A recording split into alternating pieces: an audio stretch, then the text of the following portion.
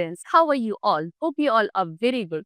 Today, students, we are going to start our very first chapter of class 5th, which is about the magical seeds. तो students आज हम लोग पढ़ेंगे कि plants में कैसे रिप्रोडक्शन प्रोसेस होता है, कैसे प्लांट्स अपने जैसे न्यू इंडिविजुअल्स को रिप्रोड्यूस करते हैं. ओके, वो मेथड क्या है, किनके थ्रू रिप्रोडक्शन होता है प्लांट्स में, that all we are going to discuss. Okay, so let's begin our chapter. See, first of all, we are having the introduction line, which is seed is the part of the plant that helps in reproduction. Let us learn more about reproduction in plant. तो students, plant का एक part होता है seed, जिसको आप हिंदी में बीज बोलते हो. वो मेन पार्ट है जिसके थ्रू प्लांट्स में रिप्रोडक्शन प्रोसेस होता है, या मोस्टली प्लांट्स जो रिप्रोड्यूस करते हैं वो सीड के थ्रू ही करते हैं. ओके, चलो now we come to the topic reproduction in plants. Reproduction becomes an important process for the continuity of life on the earth. Reproduction is the process by which a living organism is able to produce more of its own kind. Reproduction in plants is important not only for them, but for animals and human beings also.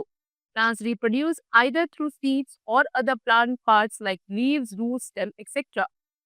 The type of reproduction in which the vegetative parts of the plants produce new plant is called vegetative reproduction. तो students क्या बोल रहे हैं कि reproduction एक ऐसा life process है जो कि अर्थ पे लाइफ की कंटिन्यूटी के लिए बहुत ज्यादा इम्पोर्टेंट है. ये प्रोसेस होता है जिसमें कोई भी एक लिविंग बीइंग अपने जैसे और न्यू लिविंग बीइंग्स रिप्रोड्यूस या प्रोड्यूस करता है. इस प्रोसेस का नाम क्या बोलते हो आप? रिप्रोडक्शन बोलते हो. ओके, चलो.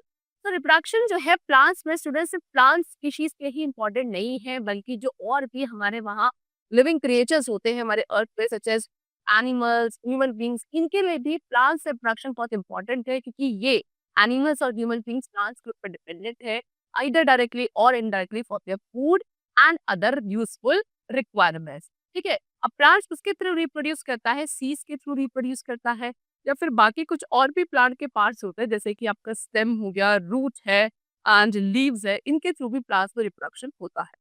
वो टाइप ऑफ रिप्रोडक्शन जहाँ पे प्लांट अपने वेजिटेटिव पार्ट्स के थ्रू रिप्रोड्यूस करता है, उस रिप्रोडक्शन को बोला जाता है वेजिटेटिव प्रोपोगेशन. ओके, चलिए vegetative reproduction. Plants that grow from stems. तो अब हम पढ़ेंगे स्टेम्स के थ्रू कैसे प्लांट्स रिप्रोड्यूस करते हैं. Some plants are known from the pieces of their stems. These species are known as stem cuttings and have buds on them. When the stem of rose bush or a hibiscus plant is cut and replanted in the soil, new shoots appear on the cut stem. एक अब कुछ ऐसे plants हैं जो अपने stem की cutting से भी रिप्रोड्यूस करते हैं. वो जो पीसेस आप स्टेम के कट करते हो फ्रॉम द पेरेंट प्लांट, उनको आप क्या बोलते हो? स्टेम कटिंग्स बोलते हो. उनके ऊपर छोटे छोटे से बड्स होते हैं. जैसे कि एग्जाम्पल मान लो कि आपने रोज है या हिबिस्कस प्लांट का कोई एक स्टेम कटिंग लिया और उसको आपने सॉइल के अंदर दोबारा से रीप्लांट कर दिया, तो उसी से फिर नए स्टेम से नए शूट्स रीअपियर या ग्रो होने लगेगी. ठीक है, चल. Some plants grow from the underground stem. अब underground stem से कैसे plants reproduce करते हैं? Plants such as potato and ginger grow from underground stems. Potato has bud called eyes. Each bud or eye is capable of growing into a new plant. Underground stems of ginger, potato, onion, turmeric, etc. are all swollen with stored food material. If these stems are planted in the soil in the proper season, new plants are found to grow from these buds. It has buds known as eyes on it from where new plants can arise. Plants like the grass growing in a lawn also multiply very fast with the help of their stems.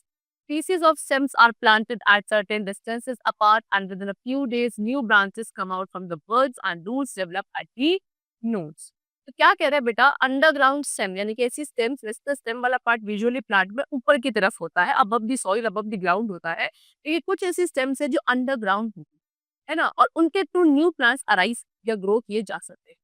ठीक है, जैसे कि potato, ginger, इनके जो होते हैं plants, इनमें underground stems होती हैं.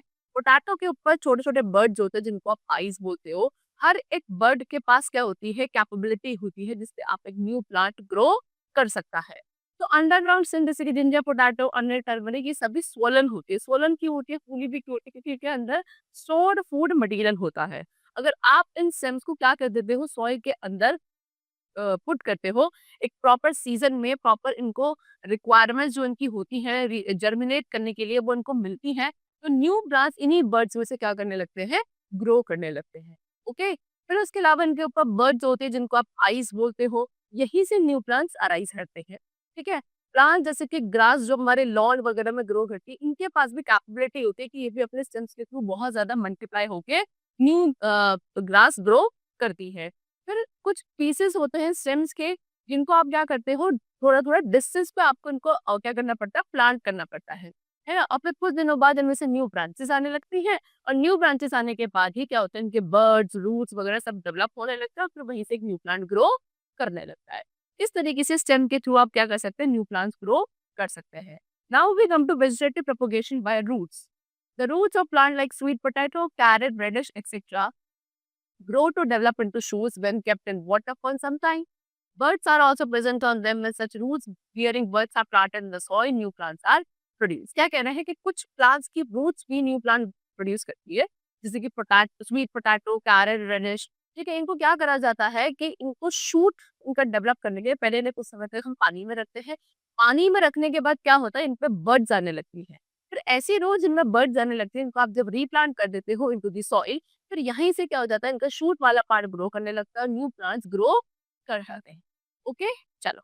Now some plants grow from the bulbs of the mother plant. अब कुछ ऐसे प्लांट्स हैं जो मदर प्लांट के बल्ब से भी ग्रो करते हैं। देखो, जैसे कि ग्लैडियोली, लिलीज, रोजेस, स्थामम, ये ऐसे प्लांट्स हैं which grow from modified stems called bulb. ये कुछ मॉडिफाइड स्टेम्स होते हैं जिनको आप बल्ब बोलते हो। तो bulb is nothing वेराज it is a modified stem. ठीक है, तो किनके पास होती है, कुछ मैंने आपको प्लांट्स बताए सच एज रोजेस, जिस्थामियम, लिलीज, इनकी होती है। तो यहाँ से भी न्यू प्लांट्स ग्रो किए जा सकते हैं। Rose plant is grown by taking a cutting from the parent plant and planting it into the soil. Rose plant को आप कैसे ग्रो कर सकते हो, कि जो उसका पेरेंट प्लांट है वहां से उसकी एक स्टेम कटिंग लेकर, ठीक है, और फिर उसको आप दूसरी जगह सॉइल में रीप्लांट कर दोगे तो वहां से न्यू रोज प्लांट ग्रो कर जाता है। Now, vegetative propagation by leaves. Leaves के through कैसे vegetative reproduction होता है? Some plants like jade and begonia have thick spongy leaves which easily break off. These leaves grow into new plants as they land in the soil. The leaves of certain plants such as bryophyllum produce buds in their margin. देखो, कुछ plants जैसे कि Z, begonia, इनकी जो leaves होती है काफी thick और स्पॉन्जी होती है, तो ये इजिली ब्रेक हो जाती है। ब्रेक होने के बाद ही जहां भी बेटा नीचे फॉलो अप होती है इनटू द ग्राउंड, वहीं से न्यू प्लांट इनका जैसा ग्रो करने लगता है। ऐसे कुछ एक प्लांट है जैसे का नाम है ब्रायोफाइलम। ब्रायोफाइलम प्लांट की जो लीव्स होती है, इनके लीव्स के मार्जिन पर क्या होता है, छोटे छोटे बर्ड्स होते हैं। ये बर्ड जैसे फॉलो अप होता है विद द ग्राउंड, वहां से न्यू ब्रायोफाइलम प्लांट ग्रो करने लगता है।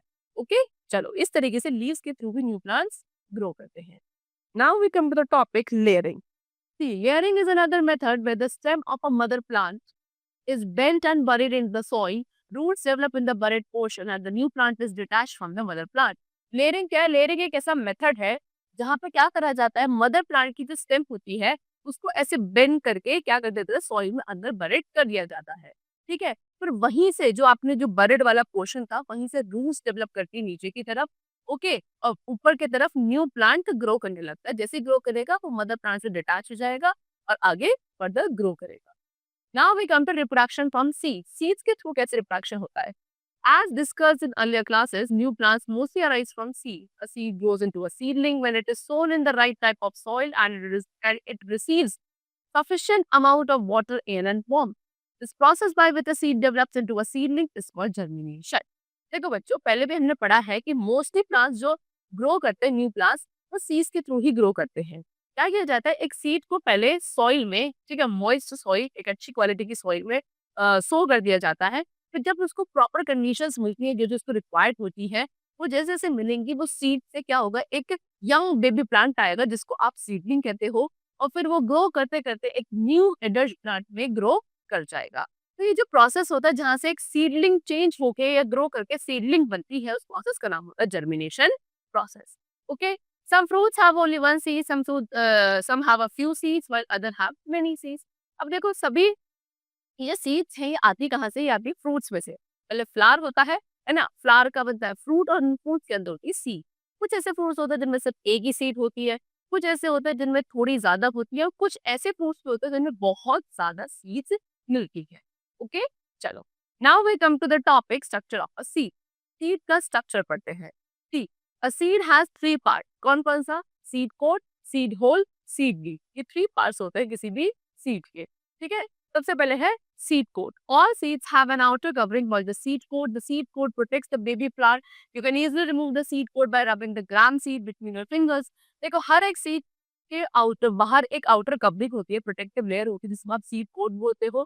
सीड कोट क्या करता है, अंदर जो बेबी प्लांट होता है उसको प्रोटेक्ट करता है सीड के अंदर, है ना। आप आसानी से किसी भी ग्राम सीड को ऐसे अपने पाम में ऐसे रब करके क्या कर सकते हो, उसके बाहर की सीड को रिमूव कर सकते हो।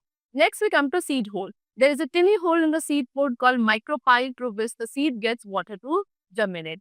सीड कोट में एक छोटा सा होल होता है जिसको आप क्या बोलते हो, सीड होल या माइक्रोपाइल बोलते हो। इसी के थ्रू सीड्स को क्या मिलता है, वाटर मिलता है जर्मिनेट करने के लिए। Next we come to seed leaves.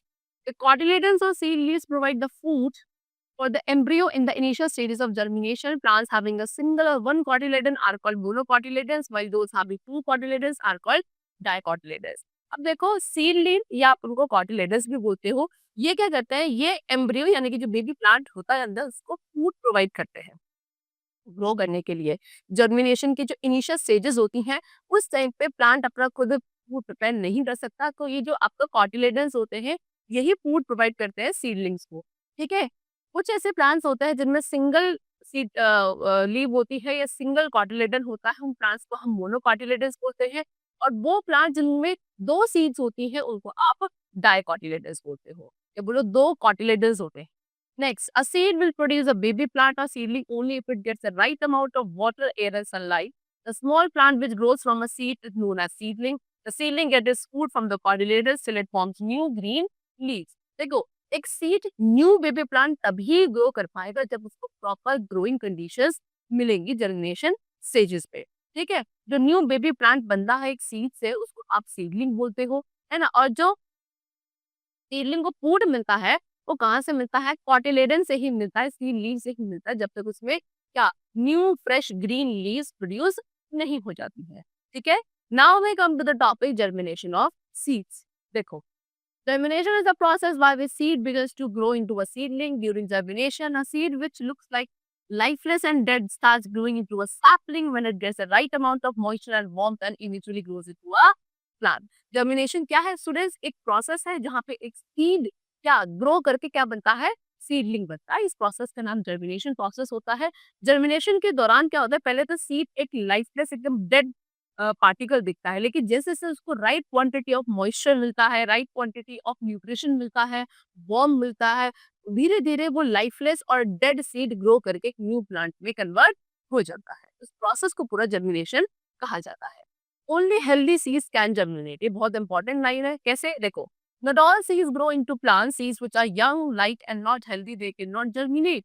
Or seeds stored for several years may not be able to germinate. Seeds which are wrinkled and defective cannot germinate. देखो, सभी सीड्स से बेटा न्यू प्लांट्स ग्रो नहीं कर सकते।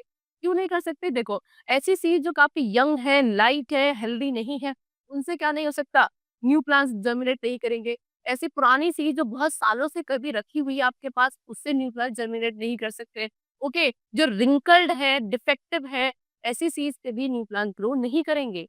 ठीक है, वो सीड्स जिनको किसने एनिमल, इंसेक्ट्स, विंड या वाटर के थ्रू कैसे भी वो डैमेज हो गई है, दे कैन नॉट जर्मिनेट।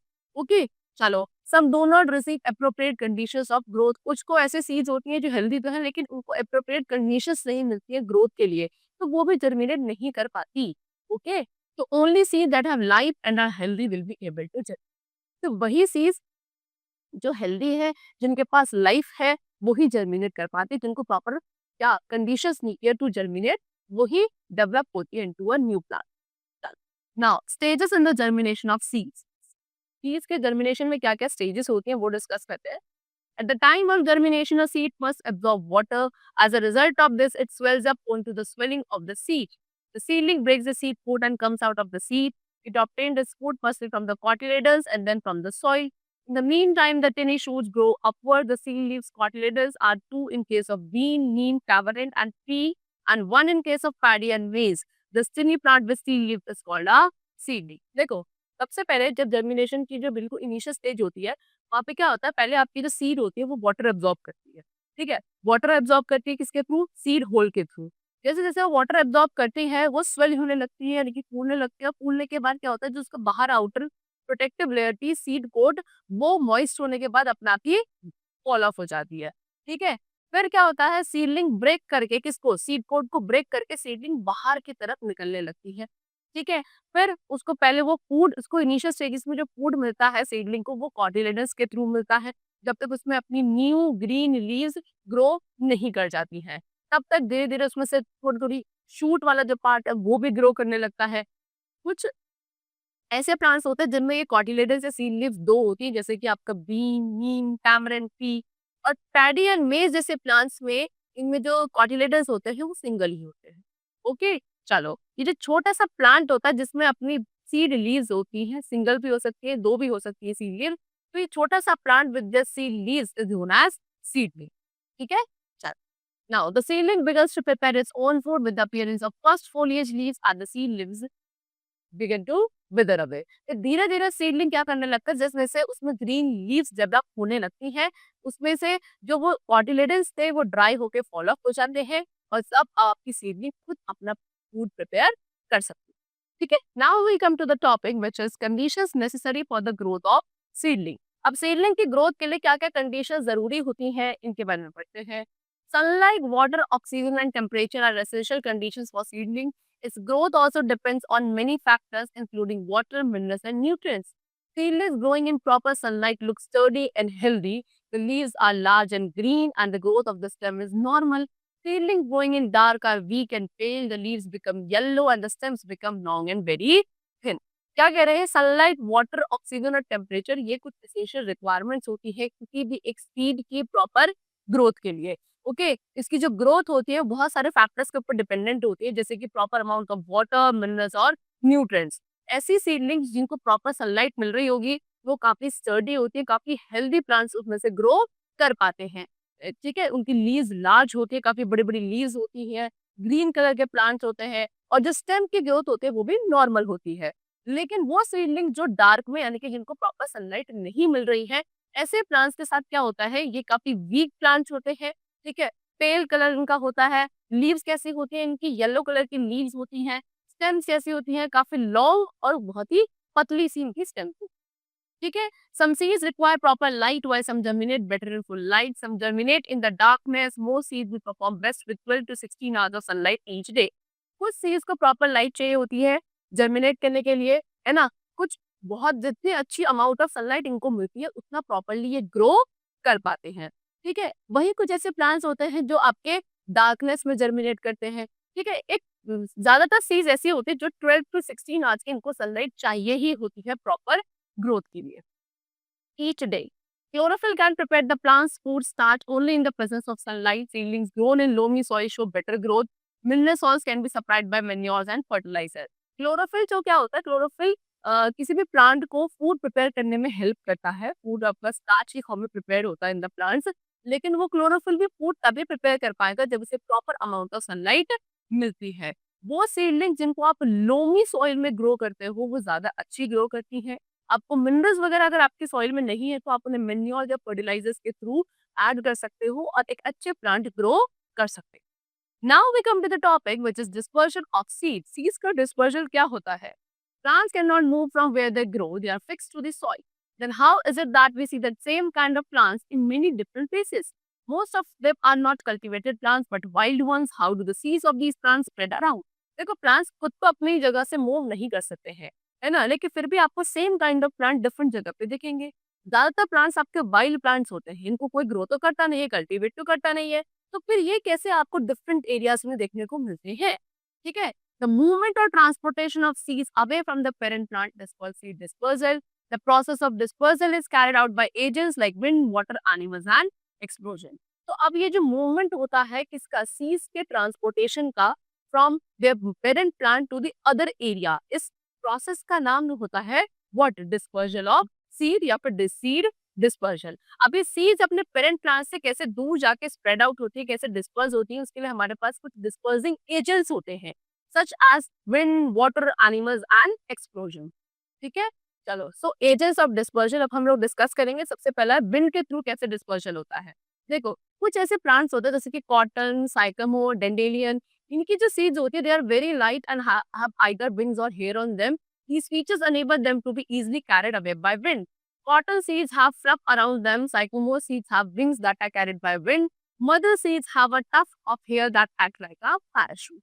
देखो, तो ये कुछ प्लांट्स है जिनकी सीड्स काफी कैसी होती हैं, लाइट होती है। क्यों लाइट होती है? या तो इनके ऊपर विंग्स होते हैं या इनके ऊपर छोटे छोटे हेयर होते हैं जो इनको लाइट वेट बनाते हैं।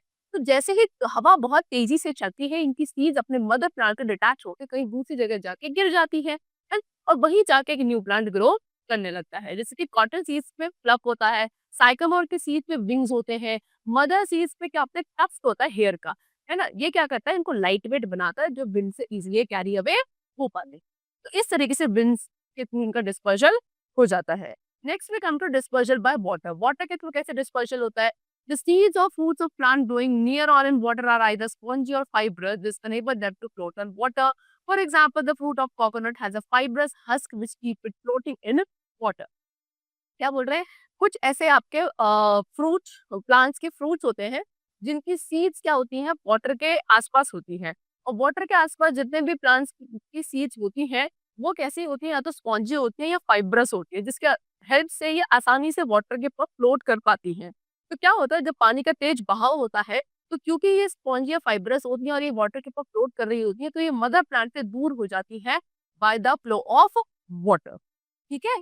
जैसे कि एग्जांपल है, कोकोनट जो फ्रूट होता है, इसपे एक फाइब्रस हस्क होता है जिसकी वजह से ये लाइट वेट रहता है। लाइट वेट रहने का मतलब क्या है, ये वाटर पे इजीली फ्लोट कर पाता है। Now we come to dispersal by animals. Animals के थ्रू कैसे डिस्पर्जन होता है? सी, some seeds of plants like cockleburr have spines or hooks. These seeds stick to the bodies of animals and birds and so are carried away from the mother plant. Birds and animals eat fleshy fruit like cherries, apples, and mangoes, etc., and throw away their seeds in different places. These seeds germinate into new plants and getting appropriate conditions for growth. देखो, कुछ ऐसे plants हैं जिनकी seeds के ऊपर क्या होता है, छोटे छोटे स्पाइन्स या हुक्स वगैरह होते हैं, जैसे कि कॉकलेबर आपको बताया है। ठीक है? अब क्या होता है, ये जो सीड्स होती हैं ये क्या करती है, किसी भी एनिमल, किसी भी इंसेक्ट के बॉडी पे या उनके कपड़ों पर चिपक जाती है। ठीक है? वहां पे आपका ह्यूमन बीइंग भी हो सकता है। तो अगर कोई ह्यूमन बीइंग, एनिमल या बर्ड इन प्लांट्स के अराउंड बैठा है, ठीक है, उनकी सीड्स इनकी बॉडी पे या इनकी स्किन पे या फर पे जब चिपक जाती है और वो एनिमल जहां भी जाता है वहां जाके फॉलो अप हो जाती है और फिर वहीं से वो नया प्लांट ग्रो कर जाता है। कुछ ऐसी भी सीड्स होती है जिनको हम खा जाते हैं या फिर एनिमल्स या बर्ड्स वगैरह खा लेते हैं, जैसे कि चेरीज, एप्पल, मैंगोज। तो ये खा जाते हैं, ये डाइजेस्ट होती नहीं है। ठीक है? या फिर ये जहाँ भी इनको खाते हैं तो इनकी जो सीड्स होती है उनको ऐसे कहीं भी फेंक देते हैं, है ना? जब फेंकते हैं तो वहीं से क्या हो जाता है, जब प्रॉपर कंडीशंस मिलती है जर्मिनेशन की तो न्यू प्लांट ग्रो कर जाता है। इस तरीके से मदर प्लांट से दूर हो गए, यानी कि इनका डिस्पर्जल हो गया बाय द एनिमल्स। नेक्स्ट है dispersal by explosive mechanism. Explosive mechanism के थ्रू कैसे डिस्पर्जन होता है? सी, some fruits scatter their seeds by exploding the seed pods. The fruits of some plants like the poppy, pea and bean bust open when they are ripe, scattering the seeds in all directions. This method of seed dispersal is called explosion. देखो, अब कुछ ऐसे fruits होते हैं जिनकी seeds क्या होती हैं, वो एक्सप्लोड हो जाती हैं जब इनका सीड पॉड बस्ट होता है। ठीक है? एग्जाम्पल जैसे कि पॉपी प्लांट, पी प्लांट, हीन प्लांट, इनके जो फ्रूट्स होते हैं, ये प्लांट्स है सभी, इनके जो फ्रूट्स होते हैं बच्चों, क्या होता है, जब ये अच्छे से राइप हो जाते हैं तो इनके सीड पॉड्स ऐसे बस्ट होते हैं। बस्ट होने के बाद जितने भी इनके अंदर सीड्स थी वो सारी क्या हो जाते हैं, स्कैटर हो जाती है इन ऑल दी डायरेक्शन। दूर दूर जाके वो स्कैटर हो जाती है। इस तरीके से एक्सप्लोजन हुआ और एक्सप्लोजन हो गया, सीड्स अपने मदर प्लांट से क्या हो गई, स्कैटर अवे हो गई। और इस मेथड को बोला जाता है explosion method. Now we come to reproduction in non flowering plant. Non flowering plant से कैसे प्रोडक्शन होता है? Non-flowering plants mainly reproduce through spores and vegetative propagation. Some flowering plants like more than mushrooms are fungi. The spores are developed inside spore sac of root bodies. In ferns, under the green leaves, rows of dark bodies are found. They are the spore cases. देखो, non flowering plants जो mainly reproduce करते हैं वो किसके through करते हैं? Spores या फिर वेजिटेटिव प्रोपोगेशन के थ्रू। ठीक है? क्या होता है, कुछ फ्लावरिंग प्लांट्स होते हैं जो कि मोल्ड्स और मशरूम्स, इनको आप फंगाई बोलते हो। ठीक है? इनके अंदर स्पोर सैक होता है, स्पोर सैक के अंदर छोटे-छोटे स्पोर्स डेवलप होते हैं। ठीक है? या फिर बोलो फ्रूट बॉडीज डेवलप होती हैं। ठीक है? फर्न्स होते हैं, फर्न्स में क्या होता है, जो इनकी ग्रीन लीव्स होती हैं, इनमें कुछ आपको रो दिखेंगे डार्क बॉडीज की। ठीक है? फिर क्या होता है, इनको आप स्पोर केसेस बोलते हो। स्पोर्स किसके थ्रू डिस्पर्स होता है? विंड के थ्रू डिस्पर्स होते हैं। विंड के थ्रू जब ये डिस्पर्स हो जाते हैं तो जब उनको सूटेबल कंडीशंस मिलती है किस चीज़ की, जैसे कि proper food, moisture, temperature, then the spores germinate and give rise to new plant. Each spore can produce a new plant. Many single cell plants such as yeast reproduce by simple division. Yeast divide and multiply by budding.